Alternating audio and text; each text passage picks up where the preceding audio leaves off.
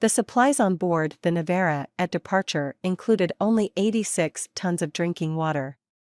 For the crew's needs, the frigate relied on the installation of the seawater desalination apparatus built by Peyre and Rocher in Nantes in 1837 and perfected in 1843. Designed to solve a major problem on board ships, the supply of drinking water on the open sea, Peyre and Rocher's apparatus was actually a cuisine distillatoire, a tin-plated copper kitchen like those already in use on ships and a boiler connected to it. In this way, it was capable of desalinating seawater and at the same time cooking food placed in the different kitchen compartments by using the heat, steam and sterilized fresh water produced in the different stages of the desalination process. The seawater loaded into the evaporation chamber of the kitchen through a pump was heated by supplying the furnaces at its base with a single fuel source.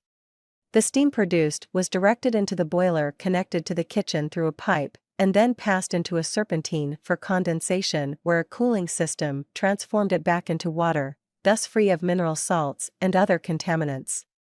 The water, now drinkable, could be recovered through a tap and then stored for about a month in iron containers placed in the hold before being used. The amount of desalinated water depended as much on the size of the apparatus as on the duration of the process. The cuisine distillatoire on board the Austrian frigate Novara, in terms of the size of evaporation boiler and the capacity of the condensation coil, was capable of desalinating about 150 liters of seawater in 1 hour of functioning of the kitchen, while cooking different meals.